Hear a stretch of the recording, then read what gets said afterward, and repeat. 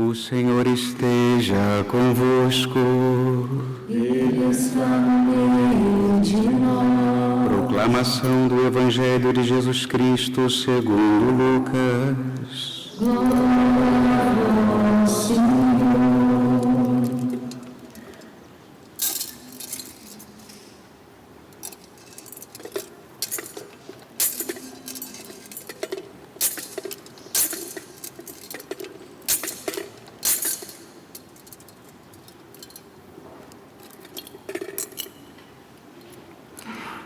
Naquele tempo, o povo estava na expectativa e todos se perguntavam no seu íntimo se João não seria o Messias. Por isso João declarou a todos: Eu vos batizo com água, mas virá aquele que é mais forte do que eu. Eu não sou digno de desamarrar a correia de suas sandálias. Ele vos batizará no Espírito Santo e no fogo. Quando todo o povo estava sendo batizado, Jesus também recebeu o batismo. Enquanto rezava, o céu se abriu e o Espírito Santo desceu sobre Jesus em forma visível como pomba. E do céu veio uma voz: Tu és o meu Filho amado, em ti ponho o meu bem-querer. Palavra da salvação. Glória ao Senhor.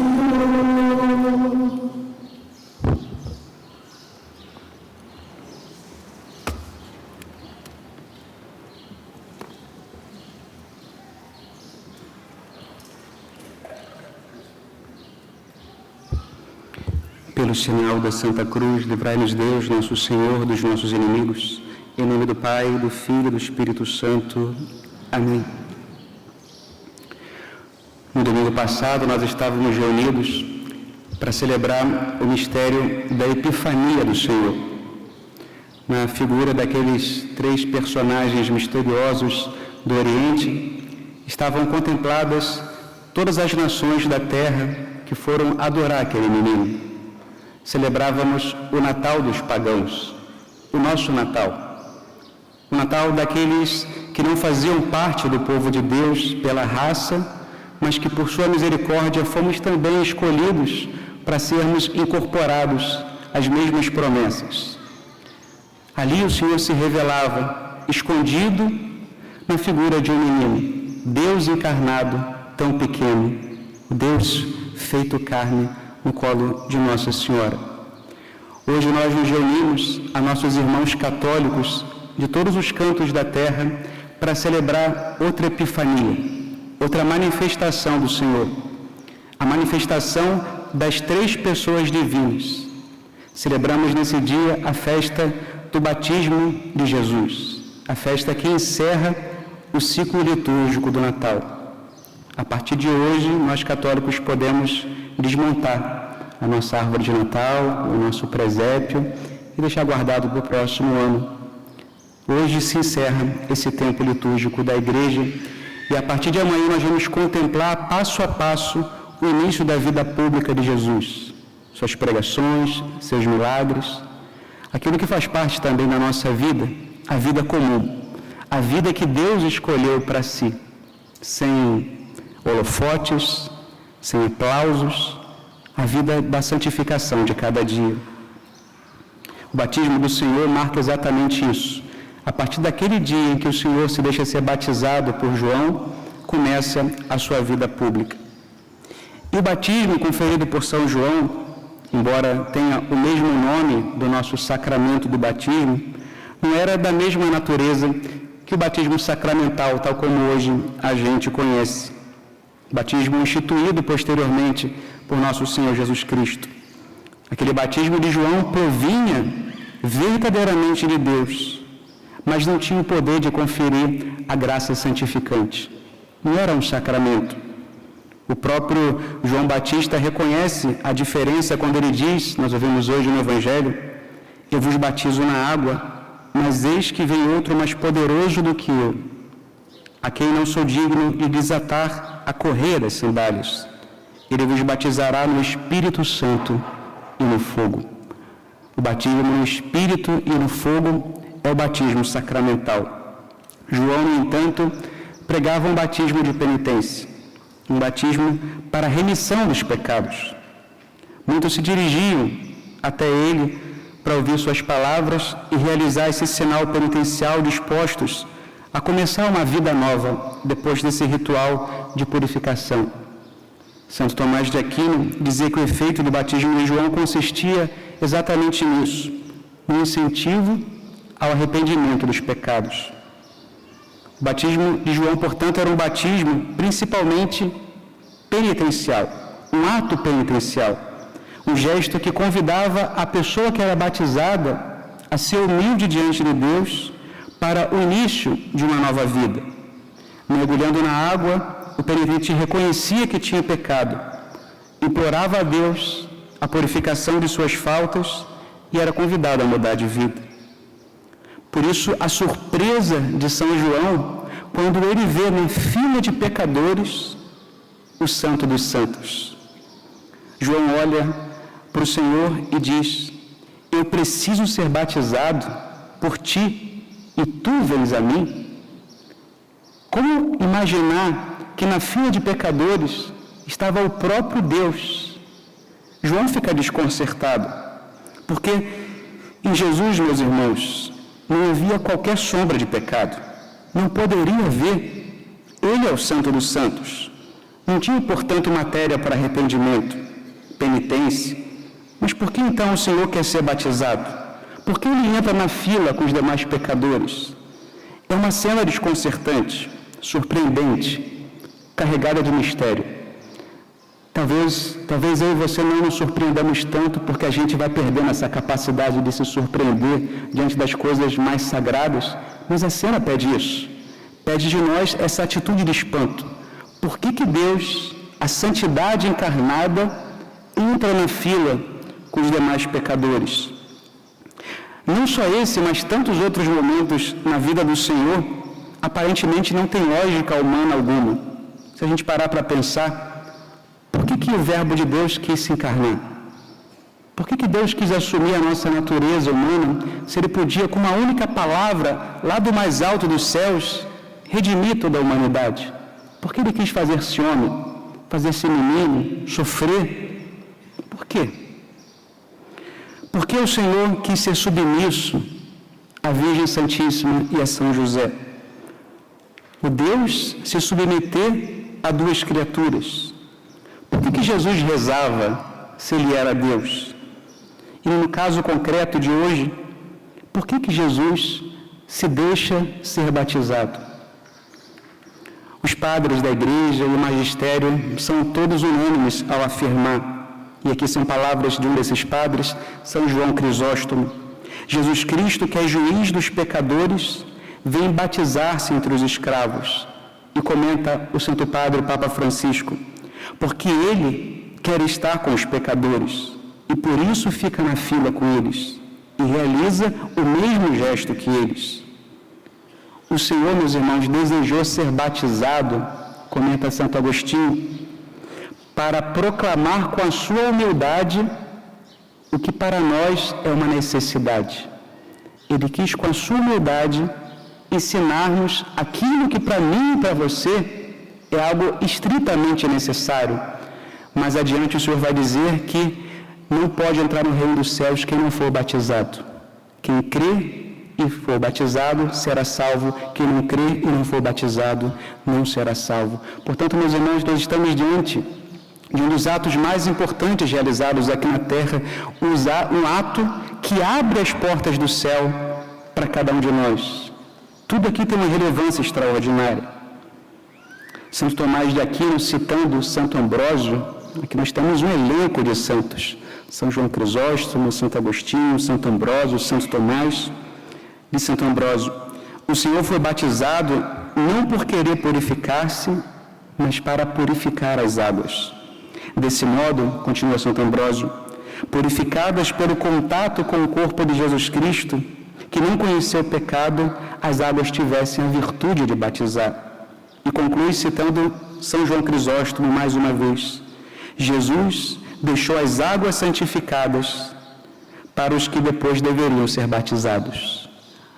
As águas, ao tocarem o corpo santíssimo do Senhor, se tornam santas para que elas possam também, por sua vez, ter a virtude de santificar-nos na graça do sacramento que um dia nós recebemos.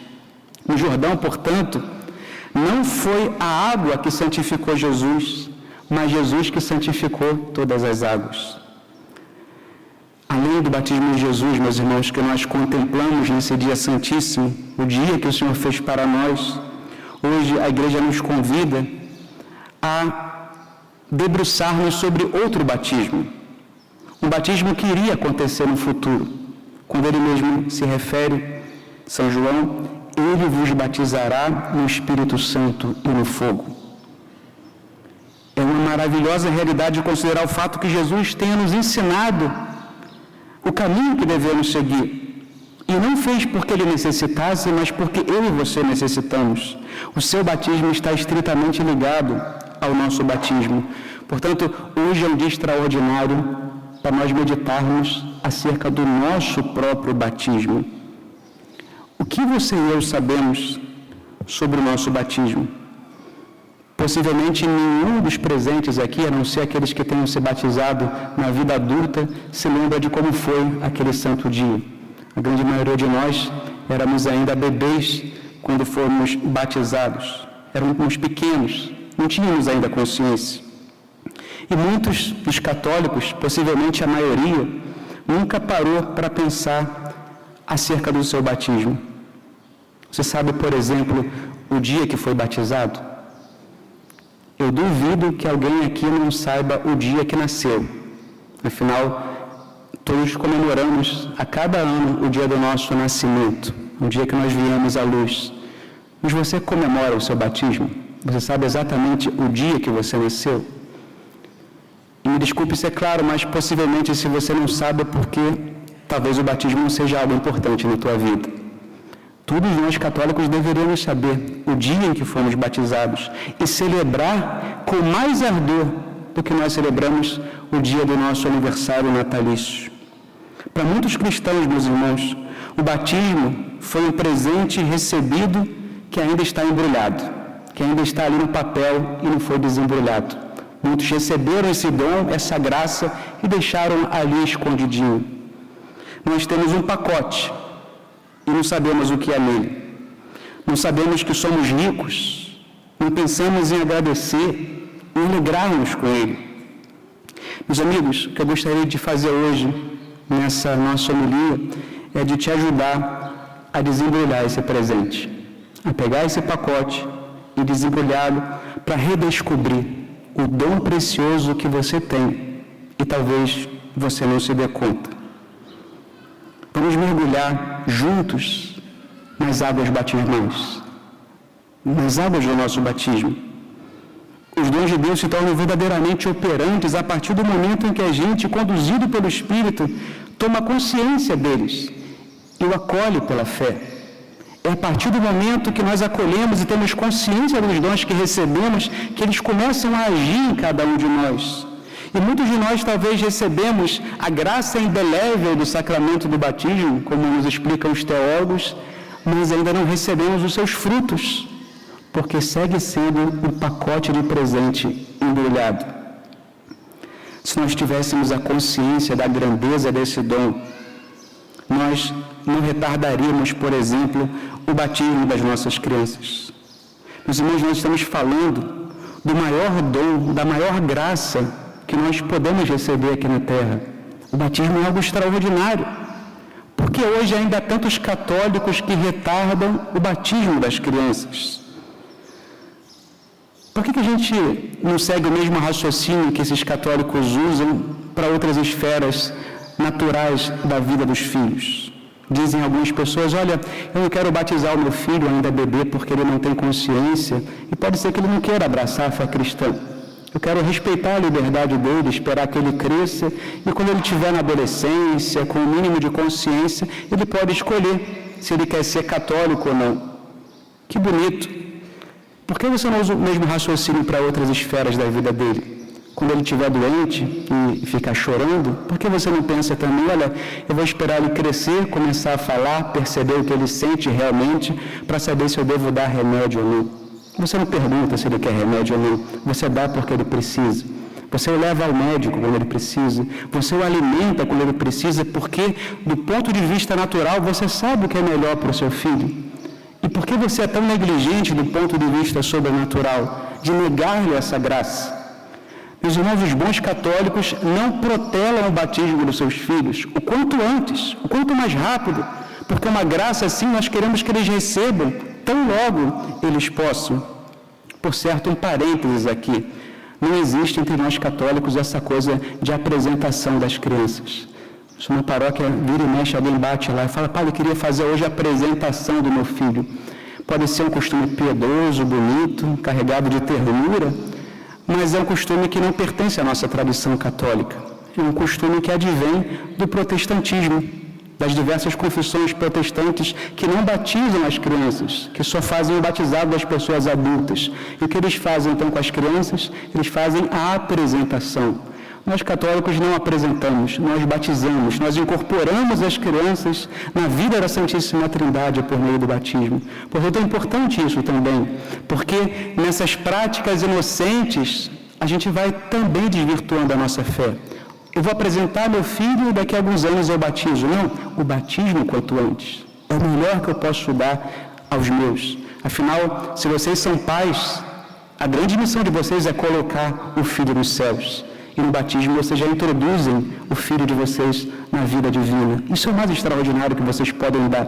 Muito mais do que a saúde do corpo, muito mais do que os alimentos, é dar a graça divina aos filhos de vocês. E nós, igreja, não podemos deixar isso de lado. Nós não vamos fazer agora uma catequese acerca do sacramento do batismo. Seria interessante, e a língua do Padre Costa, a vontade que a gente tem é de fazer uma grande catequese, explorar esses temas tão importantes da nossa fé e muitas vezes desconhecidos pelos católicos, mas a homilia não é um lugar para a gente fazer uma catequese. Nós queremos aqui ser conduzidos pelo Espírito Santo e aprofundar no mistério da sua palavra que foi acabada de ser proclamada. Portanto, muitos temas não vão aparecer aqui nessa homilia, não porque não sejam importantes, mas porque a gente não vai explorar tudo aqui, não se trata de uma aula, não se trata de uma catequese. Mas o que nós gostaríamos de fazer aqui é de resgatar a pinceladas alguns desses temas, para que nos ajude essa meditação a reacender na nossa alma o fogo do nosso batismo, possivelmente coberto pelas cinzas do esquecimento. O primeiro mistério que eu gostaria que nós aqui nos detivéssemos é o mistério da inabitação da Santíssima Trindade na alma de uma pessoa que foi batizada. Meus irmãos, já pararam para pensar como é extraordinária a nossa vida humana natural? O fato da gente existir. Nem eu, nem você somos seres necessários. A gente poderia perfeitamente não existir, o mundo continuaria sendo mundo. Mas pense no fato de você existir. Olhar para as suas mãos, sentir o seu corpo e ter essa certeza: eu existo, eu existo. Santa Clara de Assis, quando termina a sua vida aqui na Terra, termina louvando a Deus exatamente por isso. Obrigado, meu Deus, por me teres criado. Quantas vezes você agradeceu a Deus pelo fato de existir? Só existir já é algo extraordinário. A composição humana, o funcionamento dos órgãos humanos, enfim, toda a nossa fisiologia, isso só, do ponto de vista natural, já é algo extraordinário. Agora bem, se a vida natural, se a vida biológica já é tão fascinante, imaginemos o que acontece no nosso batismo. Naquele bendito dia, o céu também se abriu sobre cada um de nós e, regenerados, nós fomos feitos novas criaturas, portadores de Deus. Meus irmãos, efetivamente, a nossa alma, naquele dia em que o sacerdote derramou sobre a nossa cabeça as águas santificadas pelo corpo santíssimo do Senhor, o céu se abriu e nós nos tornamos sacrários, portadores do próprio Deus. Olhamos para o céu, meus irmãos, pelos mares sem fim, para as montanhas, para as estrelas, como tudo isso é extraordinário, como o universo é grandioso. Imaginemos quem fez tudo isso, ainda mais extraordinário, um Deus imenso, um Deus cujo universo inteiro não é capaz de conter. E esse Deus quis habitar a tua alma, a minha alma. Deus que poderia se sentir à vontade em tantos lugares do universo, nos diz na Escritura: a minha alegria é estar com os filhos dos homens. Pensar que Deus se alegra em habitar o teu coração, em habitar a tua alma. Mas nós nos alegrarmos na presença de Deus é algo compreensível. Mas pensar que Deus se alegra ao estar na minha alma, Deus fica feliz. A minha alegria está no teu coração, a minha alegria está entre os filhos dos homens. No mais íntimo de nós, quando a nossa alma está em graça, habita a Trindade Santíssima. É um universo novo para muitas pessoas que não se despertaram ainda para essa realidade. Deus em mim, Deus na minha alma. Deus é mais íntimo de mim do que eu de mim mesmo. Como nós deveríamos aprender a olhar para dentro de si e descobrir cada uma das pessoas divinas, a nos entreter do silêncio da nossa oração com Deus Pai, com Deus Filho, com Deus Espírito Santo, e ouvir as inspirações divinas no fundo da nossa alma. Mas a gente anda esparramado, procurando fora de nós uma alegria que nós já trazemos dentro. A maioria dos nossos esforços, dos nossos empenhos está em buscar uma felicidade externa. A gente quer ter saúde, a gente quer organizar a nossa vida financeira, econômica, a gente quer que tudo do lado de fora esteja perfeito. Mas se esquece, meus irmãos, que ainda que tudo esteja perfeito do lado de fora, ainda que você tenha toda a saúde do mundo, ainda que você tenha todas as suas contas pagas e quase nenhum problema familiar, ainda assim você pode ser a pessoa mais vazia e infeliz da face da terra, porque a tua alegria não está fora, mas dentro de ti. Por isso diz o Senhor no Evangelho: entra em cubículo no túmulo, entra no teu quarto e vê o teu Pai, e ora ao teu Pai que está no silêncio. Que quarto é esse? O quarto da nossa alma. É aqui que Deus habita, no mais íntimo de mim. Ele que é mais íntimo de mim do que eu de mim mesmo. Santo Agostinho é um grande paradigma, uma imagem de cada um de nós que procuramos fora a alegria que nós trazemos dentro. Como não lembrar aqui aquele trecho das Confissões? Tarde te amei, ó beleza tão antiga e tão nova, tarde te amei. 30 anos estive longe de Deus, mas durante esse tempo algo se movia dentro do meu coração. Eu era inquieto, alguém que buscava a felicidade, buscava algo que não achava. Mas tu te compadeceste de mim e tudo mudou, porque tu me deixaste conhecer-te. Entrei no meu íntimo sob a tua guia e consegui, porque tu te fizeste meu auxílio. Tu estavas dentro de mim e eu fora. Os homens saem para fazer passeios a fim de admirar o alto dos montes, o ruído incessante dos mares, o belo e ininterrupto curso dos rios, os majestosos movimentos dos astros. E, no entanto, passam ao largo de si mesmos, não se arriscam na aventura de um passeio interior. Durante os anos da minha juventude, pus meu coração em coisas exteriores que só faziam me afastar cada vez mais daquele a quem meu coração, sem saber, desejava. Eis que estavas dentro e eu fora. Segurava-me longe de ti as coisas que não existiriam senão em ti. Estavas comigo e eu não contigo. Mas tu me chamaste, clamaste por mim, e teu grito rompeu minha surdez.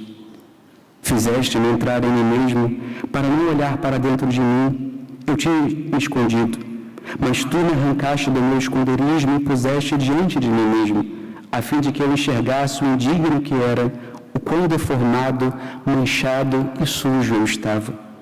Brilhaste, resplandeceste sobre mim e afugentaste minha cegueira. Exalaste o teu perfume e respirei. Agora suspiro por ti, anseio por ti. Deus, provei-te e agora tenho fome e sede de ti. Tocaste-me e agora ardo por tua paz. Essa experiência que Deus quer que cada um de nós façamos, de encontrar a presença dEle no mais íntimo de nós. Meus irmãos, precisamos ter vida interior. Essa vida que recebemos no batismo precisa ser contemplada e vivida realmente. Não ficar esparramado com os nossos sentidos, o dia inteiro olhando o que o celular nos apresenta, o dia inteiro ouvindo o que o mundo nos oferece, aprender a silenciar e descobrir esses sentidos internos da alma, onde o próprio Deus se revela no sacrário da nossa intimidade. Essa graça extraordinária que nós recebemos no dia santo do batismo. Para isso precisamos ser almas contemplativas, almas que encontram no silêncio, no mais profundo de si, a presença do Divino. No dia também do nosso batismo, o Senhor olhou para mim e para você e disse aquelas mesmas palavras que falou no dia do batizado de Jesus. Tu és o meu filho amado, em ti ponho o meu bem-querer. Outra realidade do nosso batismo, talvez pouco meditada por nós, é o tema da filiação divina. O batismo nos faz efetivamente filhos de Deus. Deus é meu Pai. Meus irmãos, que santo orgulho essa verdade de fé deveria nos dar. Deus é meu Pai. Hoje as pessoas padecem tanto diante das incertezas da história. Quantas vezes você e eu perdemos as nossas noites de sono, inquietos com o que vai acontecer amanhã, com o que o futuro nos reserva adiante, e contemplar que nós não estamos aqui abandonados à mercê de um destino cego. Nós estamos aqui nessa história acompanhados, conduzidos, protegidos e amados por um Deus que é nosso Pai. Nem sequer amigos, mas filhos. Nós somos filhos de Deus. Como a gente deveria andar por esse mundo com o peito cheio de orgulho? Deus é meu Pai. O Criador de todas as coisas é meu Pai. E enfrentar qualquer problema, dificuldade, como uma criança pequena que sabe que quando o pai está ao lado, ela não tem absolutamente nada. Essa espécie de onipotência que nós, como filhos, deveríamos experimentar todos os dias da nossa vida. Se Ele vai comigo, eu não tenho medo de nada. Venha o que vier, Deus é meu Pai. Eu queria contar aqui, sobre esse tema da filiação divina, uma história acontecida na vida de São José Maria Escrivá. Essa história aconteceu no dia 16 de outubro de 1931, e ele mesmo narra nas suas anotações palavras deste santo. Dia de Santa de Virgens de 1931. Comenta ele: quis fazer oração depois da missa na quietude da minha igreja. Não consegui. Comprei um jornal e tomei o bonde. Até que este momento em que escrevo, não pude ler mais do que um parágrafo do jornal. Senti afluir a oração de afetos, copiosa e ardente, perdido na contemplação dessa maravilhosa realidade. Deus é meu Pai.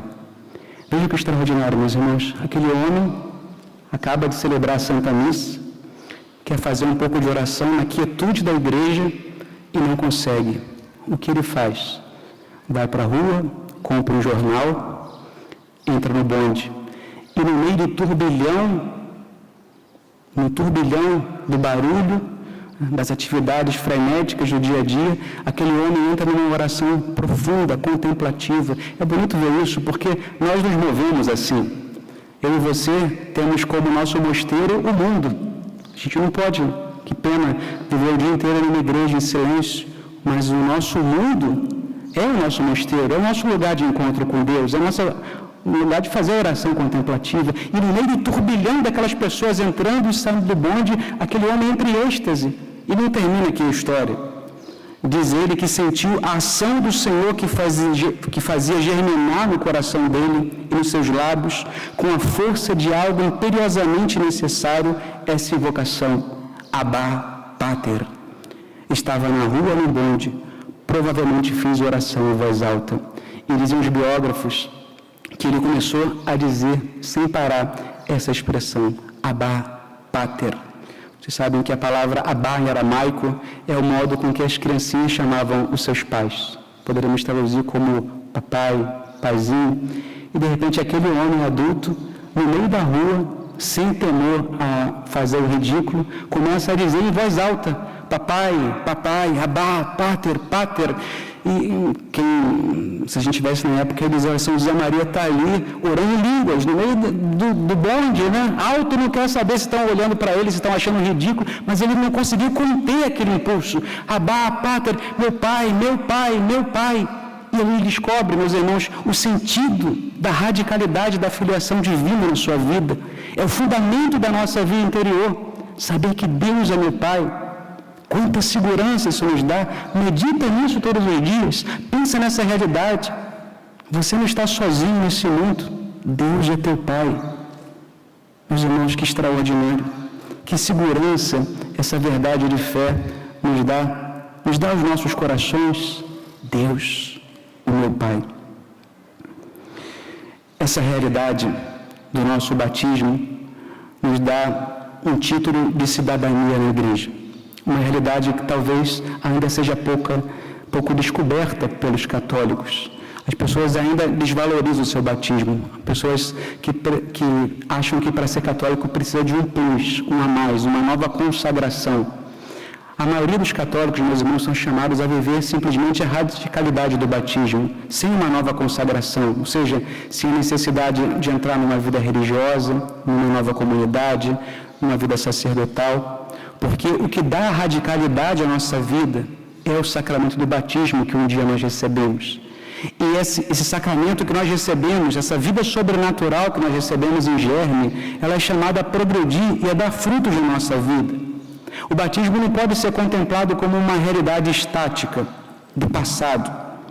O dom que recebemos naquele dia é chamado a crescer em cada um de nós. Os primeiros cristãos, nossos primeiros irmãos na fé, tinham essa consciência. O Papa São João Paulo II, um documento chamado Novo Milênio in Inter, era justamente o documento que ele publicou logo após o Ano Santo, o jubileu do ano 2000, e nós estamos agora, 25 anos depois, vivendo um novo jubileu ordinário. Quando acabou o último jubileu acontecido no ano 2000, o Papa promulga esse documento e ali ele lança as diretrizes para a Igreja para os anos vindouros. E nesse documento ele comenta o seguinte, que os primeiros cristãos, as primeiras pessoas que se convertiam ao cristianismo, tinham a clara consciência de que querer ser batizado é querer ser santo. Ou seja, se alguém pergunta a você, você quer ser batizado? É a mesma coisa que perguntar, você quer ser santo? Porque não existe outra coisa. Ser batizado é para viver a radicalidade da fé e não há outro caminho para o católico. Ou você quer viver a santidade ou você não quer ser batizado efetivamente. E os primeiros cristãos tinham essa consciência. Por isso que muitas pessoas naquela época protelavam o batismo. Olha, só vou me batizar quando eu já estiver velhinho, porque eu vou pecar enquanto eu puder, porque depois que eu batizar, acabou. É vida nova. Hoje nós não temos essa consciência. Quantos de nós batizamos sem a mínima consciência? Por certo, um dos maiores problemas que acontece na vida paroquial, vocês sabem, é o tema dos padrinhos de batismo. Vejam que absurdo, reclamam as pessoas. Por que nessa igreja se exige o absurdo de que os padrinhos de batismo tenham que ser católicos? Por que eu não posso escolher um padrinho que seja espírita ou que não creia? Porque é absurdo a igreja católica exigir uma coisa tão sem noção como essa? E quase batem no pároco, na secretária paroquial. Meus irmãos, nada mais lógico do que pensar que ninguém dá aquilo que não tem. Diziam os antigos, nemo date quod non habet. Ninguém pode oferecer aquilo que não tem. Como alguém vai ajudar a crescer na fé, na vida sobrenatural, uma criança, se aquela pessoa nem sequer tem a fé, se aquela pessoa nem sequer vive a fé que ela vai professar naquele dia como padrinho, madrinha de batismo? No fundo, nós temos ainda consciência do que isso significa. Ainda há resquícios de batismo por tradição. Quero batizar meu filho porque pode dar algum problema, o filho está tendo muito pesadelo de noite, então vou batizar por isso, por aquilo outro. Enfim, razões completamente circunstanciais e alheias à nossa fé. Eu quero batizar porque eu quero que meu filho comece a viver a santidade a partir de agora e não depois. E, meus irmãos, a nossa vida cristã não é outra coisa senão uma decorrência desse batismo. O que Deus pede para mim e para você hoje, independente da nossa vocação específica, é que eu seja coerente com o batismo que um dia recebi. Aquele batismo foi um chamado radical a viver a santidade. E nós não podemos nos contentar em viver um estado infantil. Como nos preocupamos tanto com o recém-nascido, que, por exemplo, não ganha peso, um recém-nascido que está ali raquíticozinho, não ganha peso, a gente se preocupa com ele, alguma coisa está mal aqui. A gente leva ao médico, gasta dinheiro com medicação, com suplementos, afinal ele tem que ganhar peso, ele tem que crescer. E por que a gente descuida tanto do nosso raquitismo espiritual? Eu e você morremos, apodrecemos, por não alimentar o nosso batismo, por não renovar o nosso batismo, e isso não nos causa nenhuma dor, nenhum problema de consciência. Para viver o nosso batismo, nós precisamos crescer na vida de fé. Não somente em nível intelectual, aprendendo o que se deve crer, mas, sobretudo, em nível prático, vivendo o que se aprendeu. Caríssimos, vamos viver o nosso batismo. Pentecostes não é um ato do passado. Pentecostes é hoje, é agora. Essa é a Santa Missa. Não tenhamos dúvida de que o lugar próprio onde o Espírito Santo mais é derramado sobre os corações é na Eucaristia, é na Santa Missa. Vamos pedir a Deus que esse nosso santuário hoje se torne um grande cenáculo. E assim como o Senhor veio efusivamente sobre a Virgem Maria e os apóstolos naquele dia santo de Pentecostes, Ele possa vir sobreabundantemente sobre mim e você nessa Santa Missa de hoje. Vamos abrir o nosso coração e desembrulhar esse pacote e descobrir a grandeza do sacramento do batismo que um dia eu e você recebemos. E nunca deixar de agradecer. Obrigado, Senhor, por ser católico. Obrigado por ser teu filho. Obrigado por ser morada da Santíssima Trindade. Que a Virgem Maria, nossa mãe, ela, filha predileta de Deus Pai, mãe de Deus Filho e esposa de Deus Espírito Santo, nos ajude a encontrar no mais íntimo da nossa alma as três pessoas divinas e nelas a nossa mais perfeita alegria. Louvado seja nosso Senhor Jesus Cristo.